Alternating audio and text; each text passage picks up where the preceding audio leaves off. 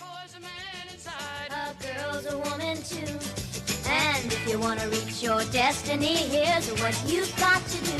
When it's time to change, then it's time to change. Don't fight the tide, come along for the ride, don't you see? When it's time to change, you've got to rearrange who you are. Well, thanks for tuning in. This is Matt Santos of The Mile High Show. You're listening to episode 155. And that intro was, of course, the Brady Bunch, full of hot pants, bell-bottoms, and paisley shirts. The reason I chose that is, as you can tell, my voice is not what it's cracked up to be.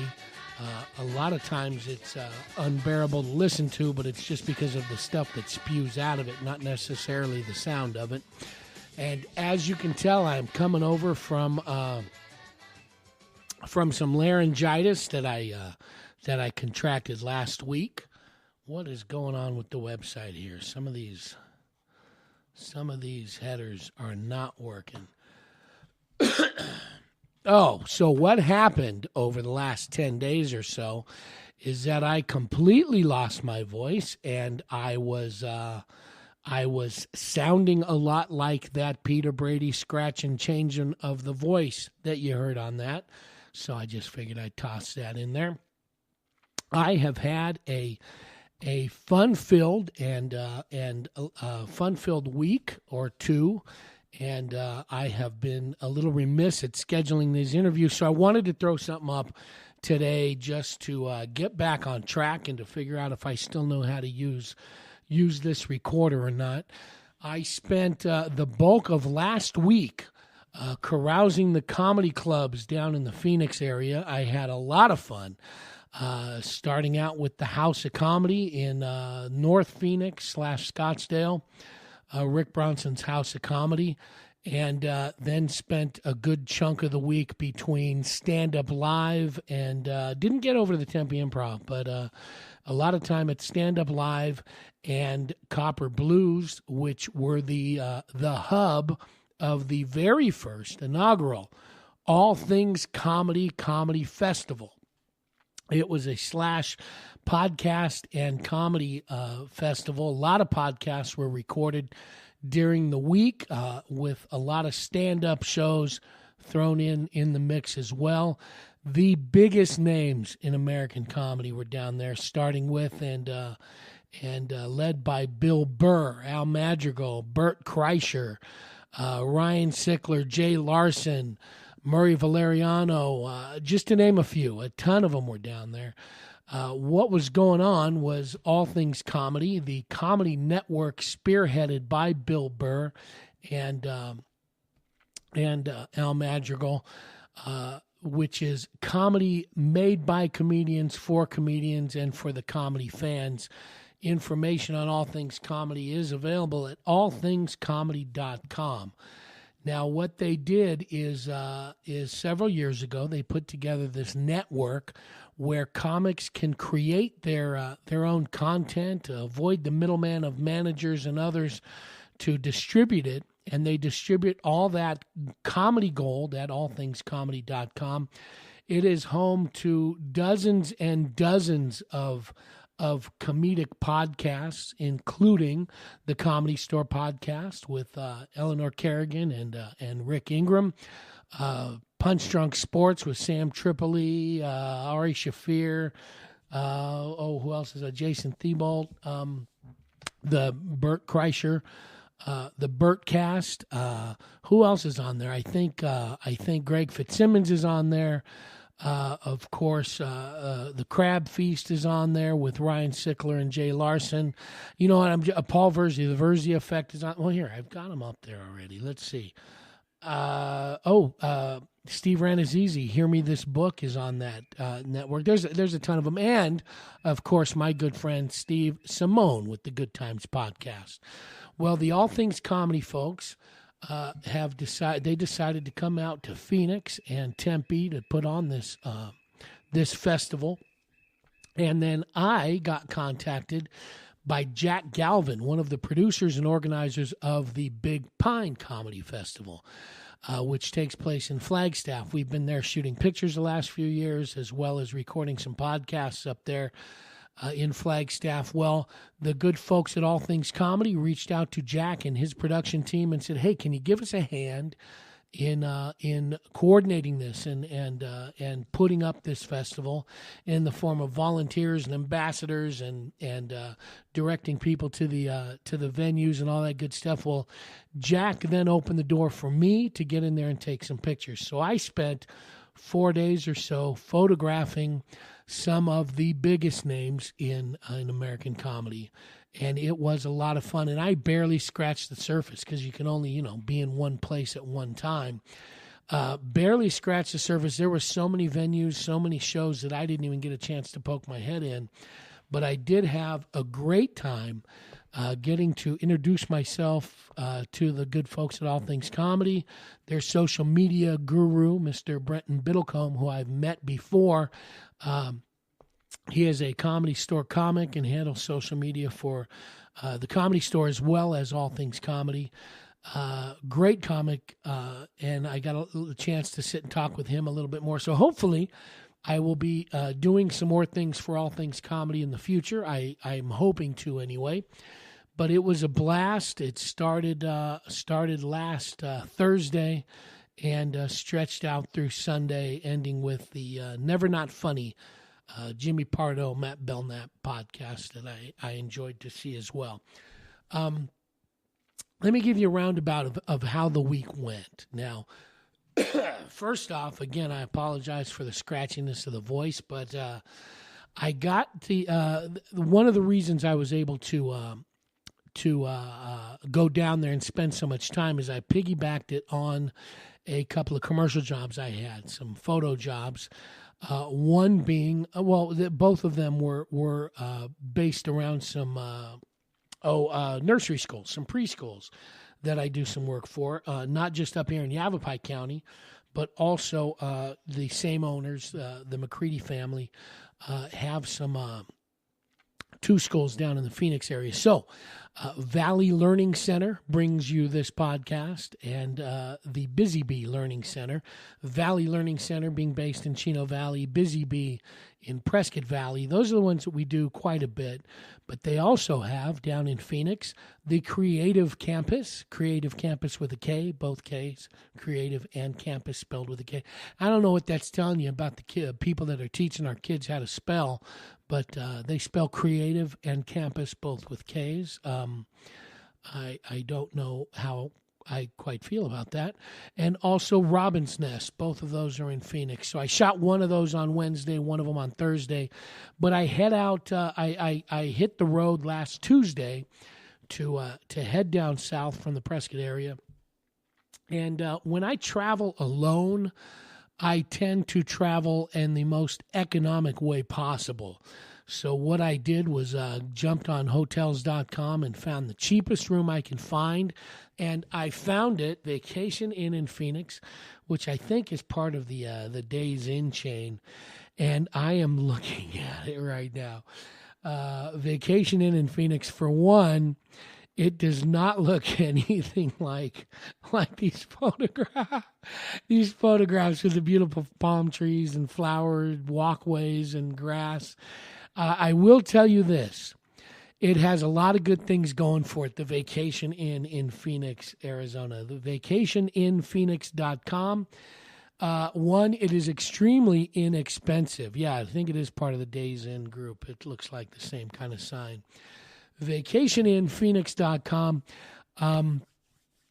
2420 West Thomas Road. If you're not familiar with that address, maybe this will spark your attention. Right on the corner of the I-17 or the Highway 17 in Phoenix and Thomas Road is a 24-hour Jack in the Box that is not only home to 2 tacos for 99 cents, but also home to various prostitution rings, drug deals, and a favorite stomping ground of the local PD. So that was going for it because I knew I can get tacos 24 hours a day if I wanted to. It is also very inexpensive. I think it averaged out to about $25 a night for a room. This is what I noticed when I first pulled up. I got in there Tuesday afternoon and went over to check in. I got my 2 little card keys, and then I had a ton of gear in my truck, not only audio recording gear, which I ended up not using, my trusty Zoom H6 recorder, but a lot of photo gear because I was shooting the comedy shows as well as the preschools. So I had a lot of gear in there, so I wanted to get it in the room as soon as I could. And as discreetly as I could. So I parked very close to the entrance of my room 148, I believe. And I parked on the far end, the north end of the parking lot, so I can unload. And my key did not work to gain access to the hallway for the exterior door. So I kept my truck locked up and walked on down to the front desk so that I could exchange my keys out or get them recharged or whatever I needed to do. And in the course of me walking the distance of, I'm going to ballpark it, maybe 15, 18 parking spaces, I passed 2 separate pickup trucks, very similar to mine, with people sleeping, and this is like 2 in the afternoon, sleeping in the beds of the trucks, bundled up in sleeping bags and discarded quilts and things. So the only thing I can figure is that the owners of those vehicles had checked in and were inside of their rooms, cozy and comfortably, and maybe they sublet the truck beds out. So I was paying $25 a night. I don't know. What does it cost to sublet a truck bed in Phoenix in the parking lot of a motel? I wouldn't pay more than $8. I think eight would be about my limit. If they threw in some bottled water, maybe $9.50, I think would be a good idea. So anyway, I get my keys rejuiced, recharged up, and I walk back to the truck, and I go over to the passenger side of my truck so I can pull out my laptop and camera case. Those are the 2 I really wanted to get locked up right away. And as I opened my passenger door, I looked down under the door jamb and saw a discarded needle. So I'm not sure. Some of you may view that as an unhygienic parking lot. I tend to look. I'm kind of a glasses half full kind of guy. I view it more as the clientele is probably partaking in needle exchange. If they can afford to throw away a needle, then that means they must have another needle at the ready for their midweek hypodermic injection fun time on a Tuesday afternoon.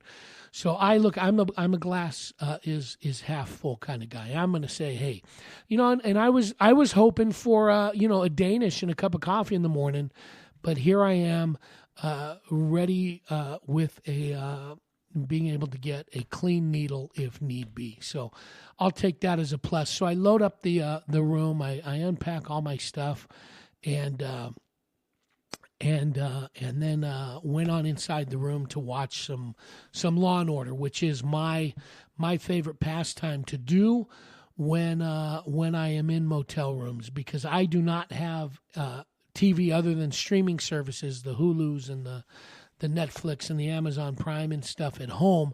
I don't have any broadcast channels. I don't have any cable channels.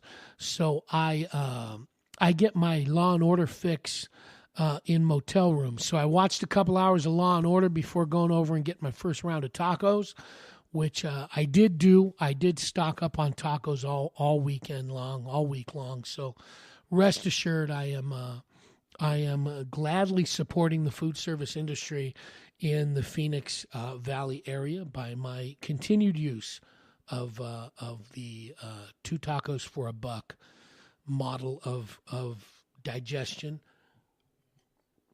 I got to stay hydrated. My throat is killing me still.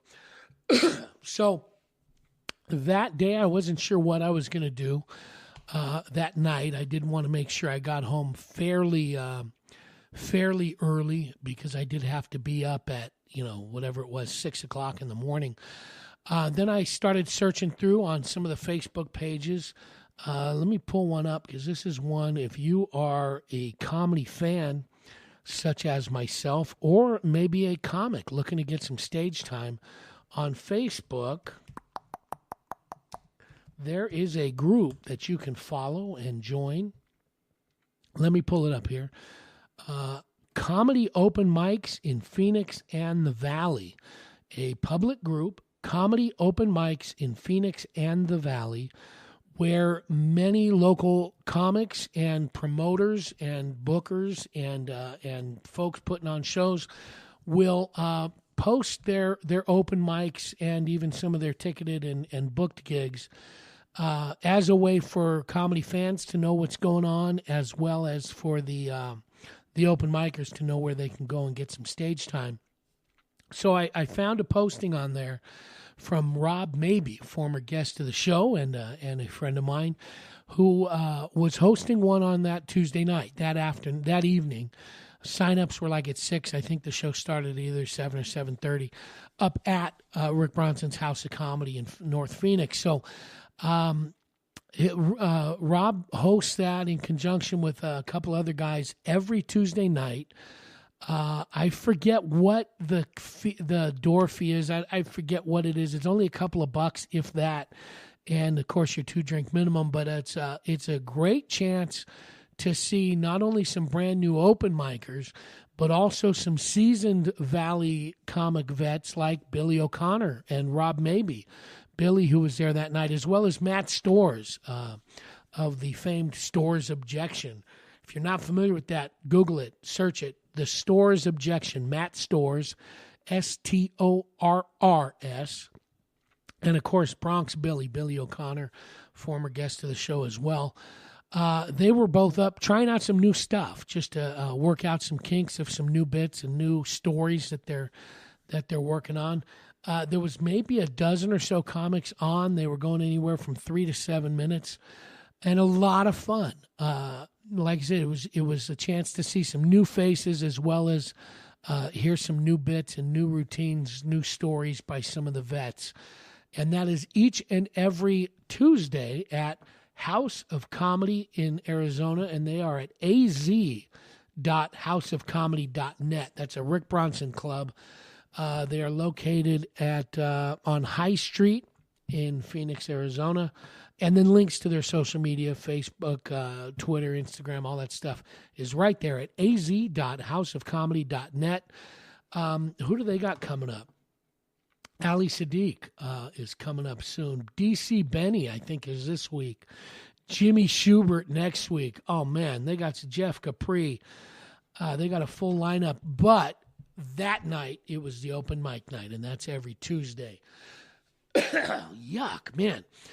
Believe it or not, this is the best my voice has been in the last 10 days. I'm recording this on Friday the 3rd, and this time last Friday, in the middle of All Things Comedy, I had no voice at all, which is one of the reasons why I didn't attempt to record a podcast down in the Valley, because it was worse than this, and I didn't want to butcher it in front of the powers that be. So anyway, that's why I'm kind of doing this wrap up today. Where are we at?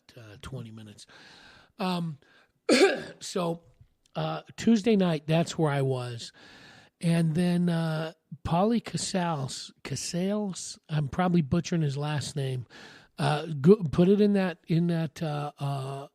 open mic page on Facebook, because Paul hosts a show on Tuesday nights at the Crescent Ballroom in Phoenix, right downtown. I want to say like Van Buren and 3rd or something like that, right near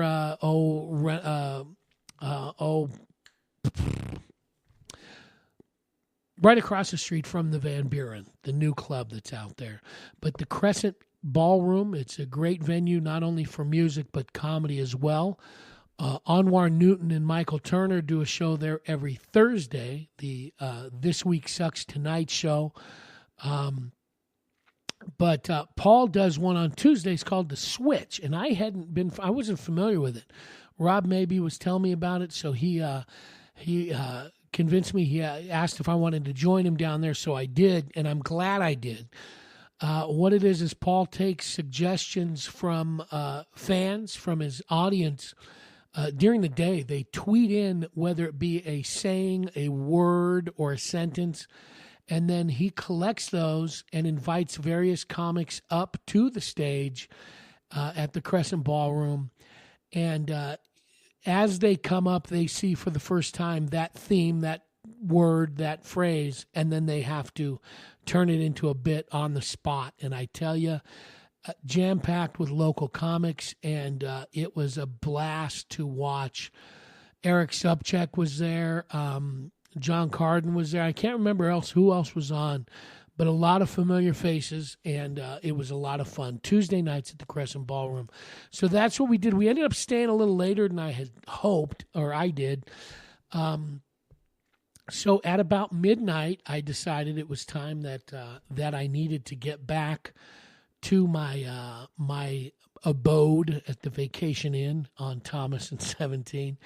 And as I got about a block away from the Crescent, I realized something I should have realized before I got in the car, was that I really had to get rid of a bunch of that iced tea I'd been drinking all day, and I needed to use the restroom.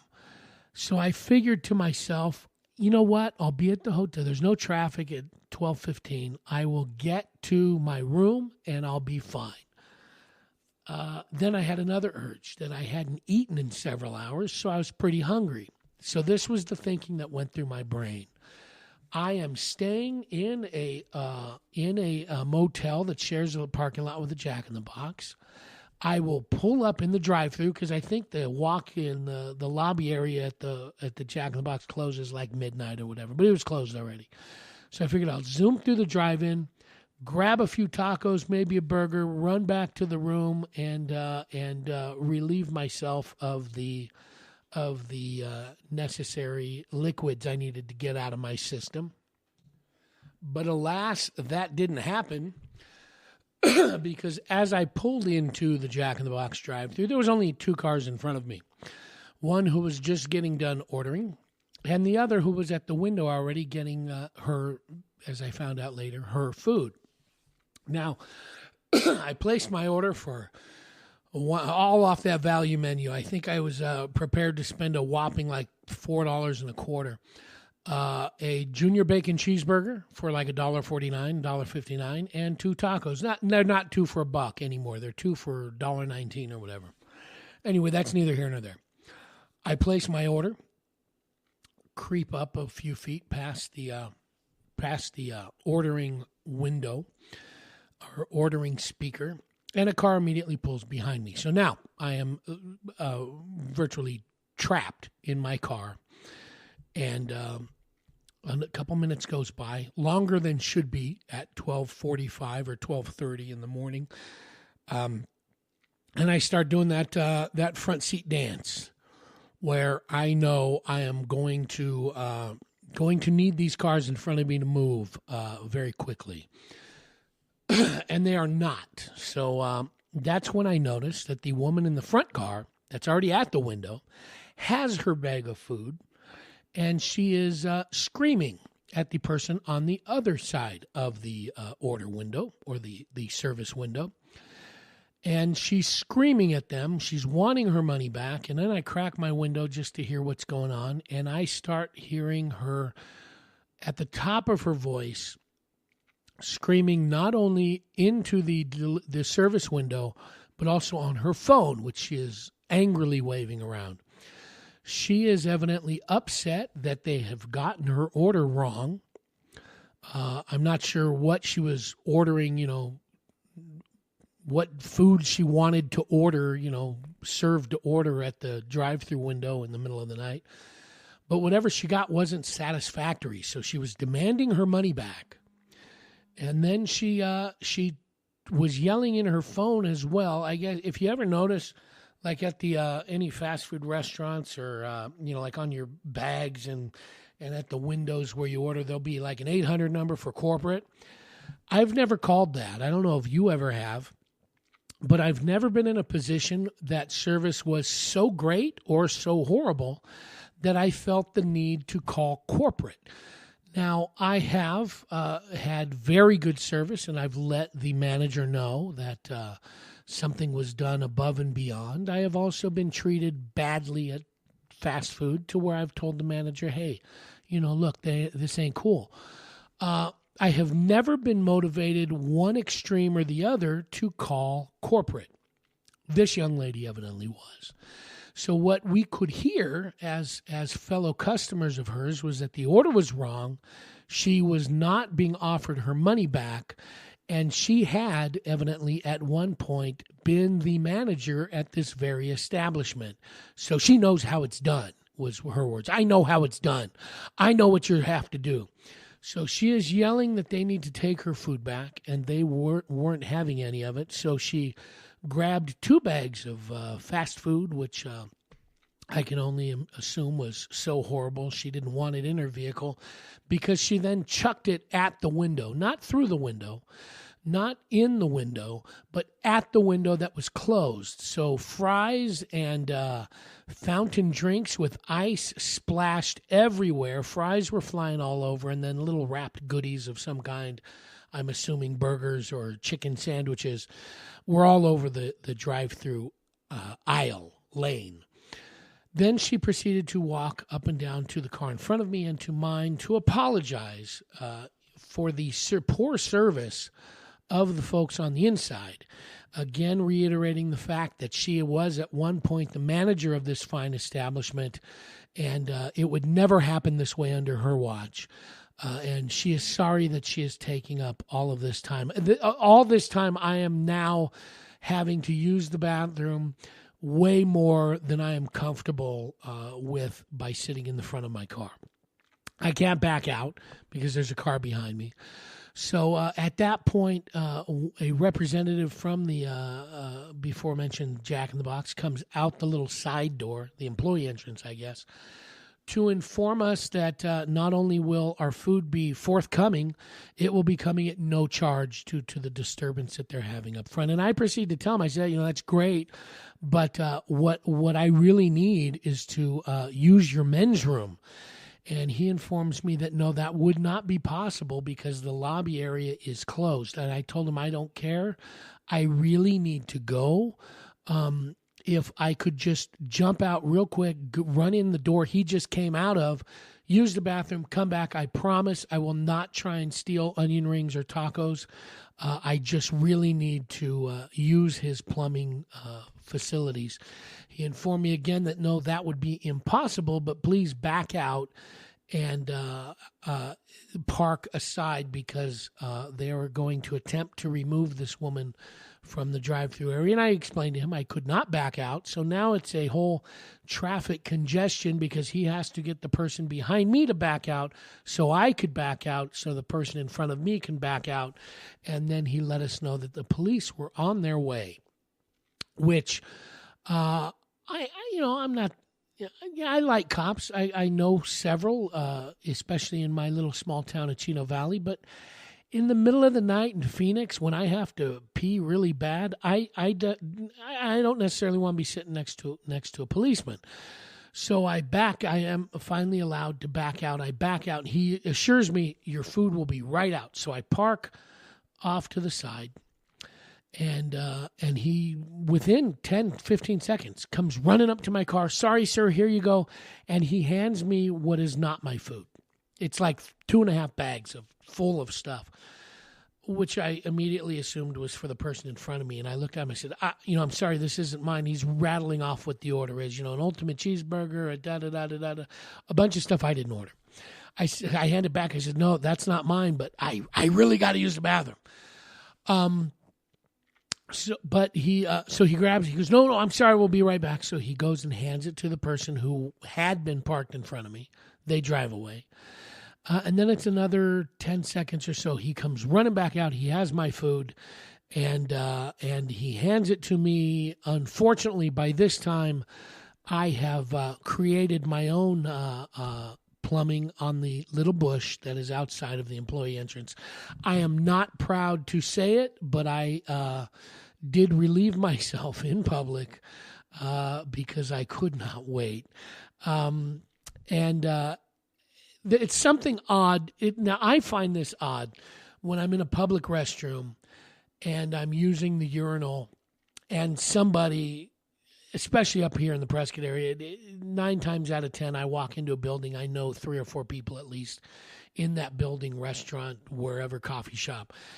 I always find it odd that somebody wants to strike up a conversation with you while you're standing at a urinal. Now, kick that up a couple of notches. I am not standing at a urinal. I have one arm leaned against the wall and one arm not leaned up against the wall as I am relieving myself on this bush directly outside of a Jack in the Box when the man not only did he start to converse with me, but he's trying to hand me a bag of food at the same time, which was a little awkward, I think, for both of us. It was more awkward for me, I believe. Oddly enough, he didn't seem that surprised, so I'm guessing that this is not something uncommon to the Jack in the Box at 17 and Thomas. But as he hands me the bag and then apologizes again for, one, interrupting me, which he did say, sorry for interrupting you, here's your food, sorry for the wait. And then as an afterthought, he says, oh, well, yeah, the cops are here. So I immediately zipped up and jumped in my truck and drove across the parking lot to my room. So that's how my first day in Phoenix went. It was an interesting night. 2 days then of photographing preschools. And this is what I'll say about photographing preschools. I do it quite a bit. The process of photographing preschools is not that difficult. It's the editing process after the fact. So I have spent several days photoshopping boogers out of toddlers' lips and noses, because that is what's entailed when you photograph preschools, is just removing mucus from photographs where mucus should not be. That's what I did Wednesday and Thursday morning, but in between that, I did get back over Wednesday night to the House of Comedy to see my buddy Steve Simone on stage. Opening for him was Greg Freiler and the always interesting Jonathan Gregory, the king of creepy comedy. Both of them opening for Steve Simone. If you're not familiar with Steve Simone's comedy, he has been a guest on this show a couple of times in the past. You can find out his information, order his CD, which I had took a small part in helping him record last year in La Jolla, at the Comedy Store La Jolla. It is called What's Up Nerds, and it is available at Steve's website, awesomesteve.com. The beauty of Steve Simone's comedy is, as it needs to be, it's hilarious. He is very energetic, and he is also very clean on stage, which is tough to find. I have gone on stage a few times. My comedy is, or if you can even call it that, is clean. It does not. I try to watch my tongue when I speak, especially when I'm working on the cars, because I have been known to let loose with a bleepable word on occasion. As you know from this podcast, it is all radio-friendly language, and I try and keep it that way. That's how we behave in our home. When I am on stage, the very few times I've been on stage, my storytelling is the same. I keep it as clean as you can be when you're telling stories about peeing at a fast food restaurant. Steve is the same way. Now, that cannot be said for every comic that was on stage that I saw this week. Some are not what you would call family friendly. They would be PG, to say the least. But Steve's is very, very family friendly, and I really enjoy that. So I got a chance to see him on stage, and then friend of the show and acquaintance of mine and good friend of Steve Simone, also a comic in Phoenix, Andy Copper, and his family were there. So we all went over to Mellow Mushroom Pizza after the show and had something to eat and hung out. It was a lot of fun. Again, got home fairly decent. Gave Steve a ride back to the condo across the way there, and had a lot of fun talking with Steve. He's a good guy just to sit and have a conversation with. So if you get a chance to see him either live or pull up his YouTube videos, or better yet, go on awesomesteve.com and order that CD, do so. You'll enjoy it, and you'll thank me for it later. Oh, I had to hydrate again. So then I got up early Thursday and did the other preschool, and then relaxed and did some photo editing of the various comedy as well as preschool jobs. That's what I did Thursday afternoon before heading over to Stand Up Live and the All Things Comedy Festival and the pop-up podcast studio that they had set up at Cityscape Walk, because I got a chance to see Ari Shaffir, Eleanor Kerrigan, Murray Valeriano, and a bunch of other comics throughout the weekend, not only doing their stand-up, but also recording their podcast at that pop-up comedy, the pop-up podcast studio. It was a lot of fun. Those podcast recordings were all free as well. Check out allthingscomedy.com for highlights of the shows. They haven't yet, but I gave them a bunch of pictures, so hopefully some of my photos will be up there at some point. And I got to send them over the rest because I only got them the Thursday and Fridays.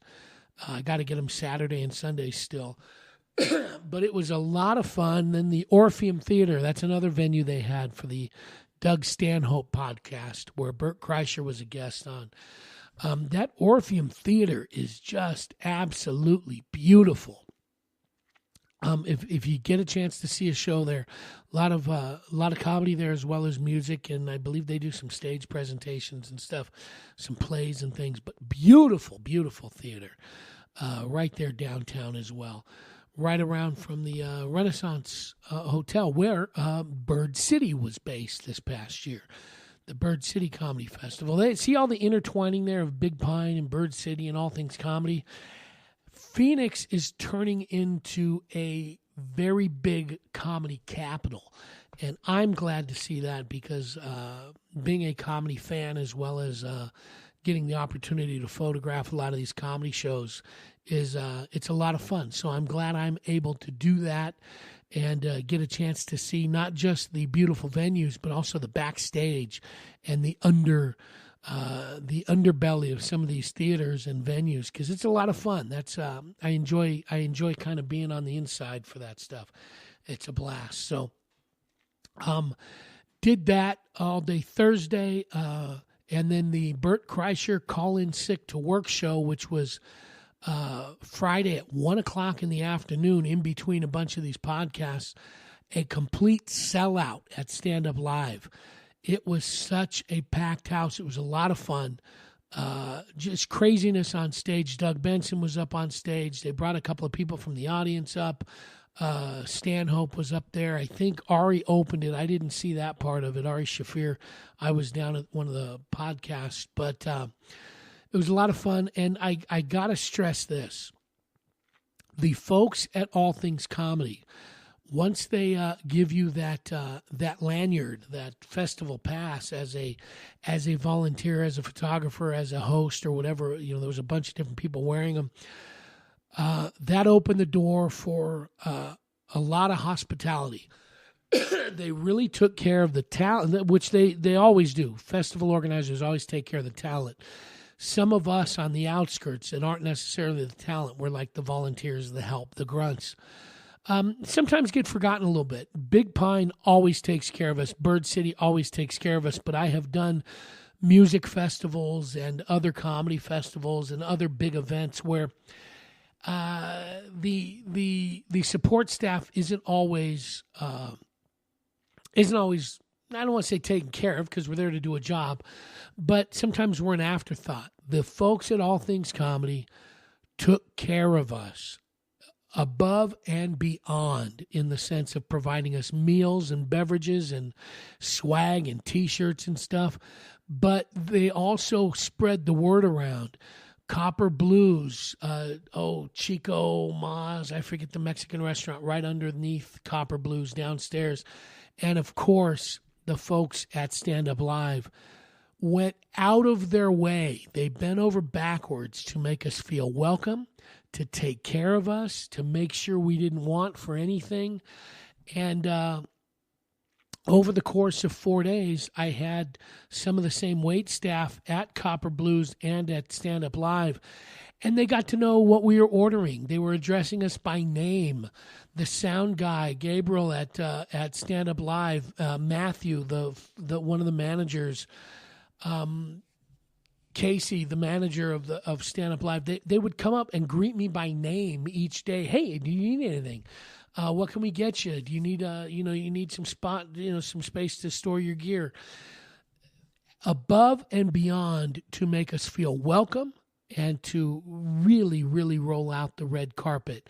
And I credit not only All Things Comedy, of course, that's where it started, but I really credit the staff themselves and the management at the venues and at the restaurants and the clubs, because they went out of their way to make us all feel at home, and that doesn't always happen.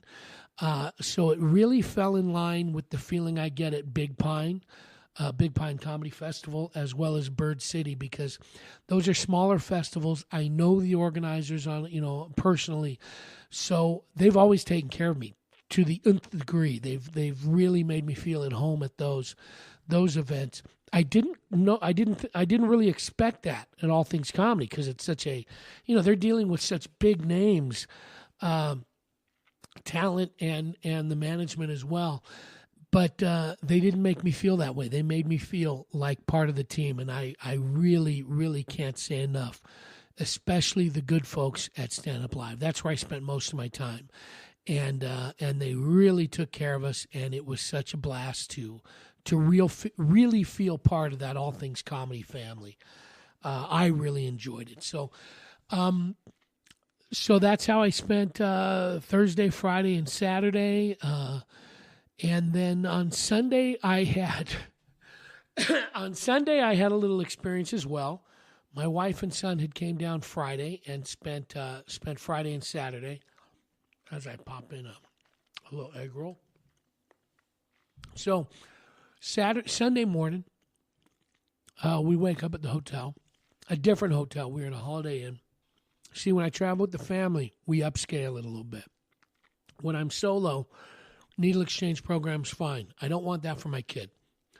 So we check out of the Holiday. Oh, there it goes. We check out of the Holiday Inn Express Sunday morning. Go into downtown Phoenix to actually up in the metro area. There's a shoe store there that the Skechers, give them a plug, Skechers Outlet on Metro Center, where my wife likes to buy shoes for our son because he gets a really good deal. They're very sturdy shoes. And if you have an 8-year-old, or you remember when you were 7, 8, 9 years old, you burned through shoes like crazy. So we went there to get him a pair of shoes, and I didn't get to bed till 4 a.m. that morning. So I was very tired. So we drive together up there. We each have our cars, and we go to Skechers.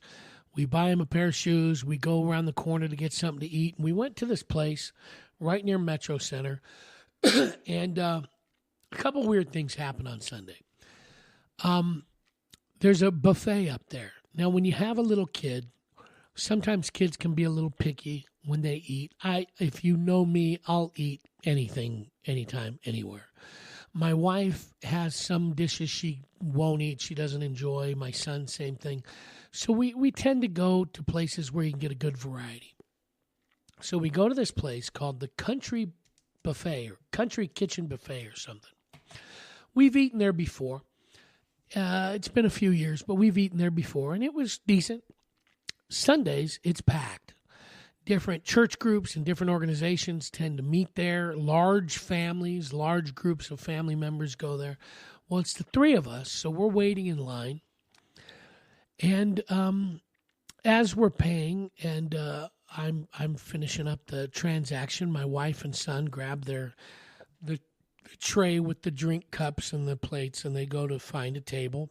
And I glance over as I watch them walk away, and I see a woman, and it's just, if this would have happened once or twice, it wouldn't have stuck in my mind, but I see a woman who was missing a limb. She had the bulk of her left arm just above the elbow. She was missing her arm just before the elbow on her left arm. What was striking about it is she was extremely tall. She was over 6 foot, very tall woman. I want to say a little old, maybe my age, a little older, mid-50s, early 60s. And she's balancing her plate on her right hand. And then, at a buffet, you got to get your own food. So she was kind of going from station to station, and it just kind of caught my eye how agile she was with her plate. I spill with 2 good hands, and here's this woman, an amputee, balancing a fairly full plate, putting it down gracefully, filling up her plate and picking it up and going from station to station. I just thought to myself, hey, interesting. As I'm thinking that, I then start walking towards where my wife was getting a table, and a man comes walking towards me, not with this woman, completely independent of this woman. He is holding his plate in his left hand because he is missing his right arm. And that kind of stuck in my head. It's like, wow, that's interesting. 2 people in the same restaurant, obviously not here together, and they're each missing the opposite arm. Interesting, but not that odd. I guess a little odd. It stuck in my brain. So we go to the table. Sandra and my son go to get their food. I wait there because purses and things are at the table and phones. So when they come back, a couple minutes later, they begin eating. I grab my plate and I start walking. And I look in front of me, and coming towards me, just having paid, so obviously not with the other 2 people, is a young lady. And I say young, I want to say maybe 23, 24, in a wheelchair. And she has her right leg extended out, how the wheelchair feet kind of prop up, and that right leg is in a very large leg brace, like from the ankle up to mid-thigh, like similar like you'd get with knee surgery or something. And what was striking about this woman, she was absolutely beautiful, early mid-20s, absolutely gorgeous. And her right leg is extended out in this leg brace as she has her plate in her lap, and she's wheeling to her table. And then it struck me that her left leg had been amputated just above the knee on her left leg. So that's what really struck in my head. And it's not, for no other reason than it's not every day you see somebody who has a limb amputated. And here in the course of 10 minutes, I see 3 separate people at the same restaurant with different limbs missing. And I don't know why it struck me as interesting, but to see, 3 separate people, all amputees in one restaurant, it was just odd to me. And I don't know if that makes me a bigot of some kind or insensitive, or I don't know, but it just seemed odd that I would see 3 amputees in one restaurant in a 15-minute period, none of them together. It wasn't like it was an amputee support group. They were all there independently. And it just, I don't know. Maybe it doesn't mean anything. Maybe it means I'm small-minded. Maybe it means I'm the weirdo. I don't know what it means, but it just struck me as different. It struck me as interesting. Anyway, so we get done eating. Now, this whole time, I am wearing shorts and flip-flops and a loose-fitting button shirt that same kind of I typically wear. Just because it was warm out, I wanted to be comfortable. I was tired, and I didn't have to be at my next gig until between 5 and 5:30 at Stand Up Live for the Never Not Funny Jimmy Pardo podcast. And here it is about 12 now. And Sandra and Anthony get in the car. We say our goodbyes in the parking lot, and they head up the hill coming back to the Prescott area. Here I am near Metro Center with 4+ hours to kill, and I am extremely, extremely tired. So what I do is I start looking around. I figured I've got a few hours to kill. I start looking around for a somewhere where I can park in the shade and maybe take a quick nap. So I start working my way towards downtown where I'm going to need to be at 5 o'clock. And I'm doing surface streets because I want to see if I don't know the area very well. So I drive surface streets until I see a park. And this is a very small park, less than a half a block, surrounded by, in a little neighborhood, surrounded by some fairly nice looking homes. Right in front of one of the homes is a big tree and a parking space with parking limitations Monday through Friday. Here it is Sunday, so I can park there. So I pull up in the shade, roll down the windows, kick the seat back on the truck, and I start to doze. And I set the alarm on my phone for 4:30. That way it'll wake me up. I can still get to the club, go find somewhere to change, figure gas station or something. And I will have plenty of time to get to the show. Well, I'm kind of tossing and turning, and as I'm doing so, I look over. There's not a single soul in this park. It's a big swath of cool grass, lots of trees and shade, and not a single body in the park. So I figured this is a nice opportunity for me to lay in the shade and take a little nap. So I lock everything up in the car. I don't want to risk losing something in the park. So I have my phone with the alarm set for 4:30 and my single key for my truck with the key fob, the alarm fob. So I get out, I chirp the alarm, and I immediately lay down across the street in a cool grass in the shade. And within seconds, I am out like a light. What wakes me up is somebody yelling, "Okay, everybody up. Come on, get up. And I open my eyes to the sight of 2 Phoenix police officers. But they're talking to the park, not necessarily at me. They're not looking at me, and I'm laying on the grass. And then I open my eyes and kind of glance around. At this point, I don't know how long I've been asleep, but an entire homeless encampment has taken over this park in the short time I've been asleep. There is a woman with duffel bags about 5 feet from me sleeping. There's a man with a bicycle laden with on either side with huge plastic bags full of cans and plastic bottles and things. Then there's a shopping cart encampment, about 4 shopping carts overloaded with people sleeping near them. And I look at my phone, and I had been asleep for 15 minutes.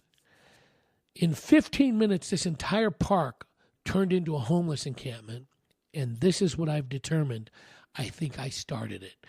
Because as I'm getting my eyes adjusted, on the street where these nice houses are, like where I'm parked, I see 4 or 5 families standing in their respective driveways, looking at us. So evidently, some family saw this guy in flip-flops and shorts stagger out of a truck and fall down and go to sleep on the grass, and that prompted them to probably call the police. In the time they called the police, or maybe as they were calling, or even after or before they called, I don't know, other people saw this guy sleeping in the park, this guy being me, and said, "Hey, that looks like fun." And they decided to go, or maybe I just got there early and didn't know 1 o'clock was bedtime in this portion of the park. Anyway, so I start getting up and start walking to my truck, which is the opposite way that the police are herding us homeless out of the park. And immediately the guy, "Hey, oh, no, buddy, but the other way, go." And he starts waving, telling me to turn around. And I'm telling him, I said, "Well, no, that's my car right there." So I start reaching in my pocket for my key and my driver's license, which I realize I don't have because I don't have my wallet with me. No ID, but I'm reaching in my pocket for my keys. He didn't like that. When a cop is telling you to vamoose, immediately diving into your pocket's probably not a good idea. So he holds his hands up and says, "Whoa, buddy, let me see your hands." So I slowly extract my hands from my pockets. I said, I'm just trying to get my keys. That's my truck right there, right behind you. He goes, yeah, right, but no, just go. So I said, may I reach in my pocket? And he nods affirmatively. So with one hand, 2 fingers, I reach in my pocket very gently and extract my keys and then chirp my car. I hit the alarms. And he looks at me and goes, what are you doing in the park? I said, I was tired. I said, when I got here 20 minutes, half hour ago, and there was nobody here. I worked last night. I got to be at work in a couple hours. I was just really tired and hot. He goes, well, get out of here. You got to go. So I get in my truck. So I'm rousted for being a vagrant is what happens. Then I remember that Wednesday when I was at House of Comedy, one of the comics, Matt Broom, the booker for the House of Comedy, asked me to take a picture of him, and he wanted a large poster blown up. So I was going to do it when I got back to Prescott, but I figured now I've been rousted out of the park, out of my slumber. Maybe I'll go do that now. So I pull out my phone and I Google, and not too far from the park I'm in is a Sheraton, very nice hotel, with a Kinko's/FedEx on the second floor near the conference rooms. So I drive over there, grab this thumb drive out of my laptop, and then with my shorts and flip-flops and now grass-filled shirt, there's still grass on my neck because I was hot and sweaty because I'm a fat pig. I stroll on into the Sheraton. The ground floor is a big, spacious lobby with a bar, and the bartender looks at me very strangely because this homeless-looking person just strolled on in the hotel. And behind the bar are these tall escalators going up to the conference floor area. So I take the escalator up. I see the Kinko sign. I walk in, arrange my transaction. The guy takes my thumb drive, says this will be ready in a few minutes. So I ask him, I said, is there a restroom I can use? He goes, yeah, there's one right outside the door. Now, this isn't like the big public lobby area of the hotel. It's upstairs by the conference rooms, right where the FedEx office is a dead end. It's the end of the hallway, and a little, what do they call, like the family restrooms where it's just the toilet and a sink. It's a one-person bathroom. So I go in there, look at myself in the mirror, and I'm very shocked that not only did I not get arrested for being a homeless person, but I'm surprised I was able to walk into this hotel. So I use the bathroom, I use the facilities, and kind of rinse my face, and I realize this restroom is about 65 degrees. It is cool and relaxing, and it's very nice. And I get a bright idea. I step out of the bathroom. My poster's done. I grab it, put it in a cardboard tube, and run down to the truck and grab my change of clothes, my new shirt, a pair of pants, shoes, and socks, and then immediately go back upstairs to the hotel bathroom because I figured, hey, I can clean up in here, get dressed, and get ready for the show. So there I am in this bathroom, taking what is known as a hobo's bath, I guess is a nice way to say it, cleaning myself up in the sink, and then I get dressed, open the door, and I'm greeted by 2 Sheraton security officers who now roust me out of the hotel for being a homeless man taking a bath in their sink. So here, twice in one day, I am rousted for being a vagabond in Phoenix. Anyway, so I get back. They just shoo me away. I get back to my truck, head over to Stand Up Live, and enjoy the final shows of the All Things Comedy Festival. Check them out, allthingscomedy.com, standuplive.com, az.houseofcomedy.net, and tempeimprov.com. And, hey, go out and support some local Arizona comedy. Support this show by using our Amazon and our Audible links at milehighshow.com. And I hope I didn't bore you too much, but that is our show.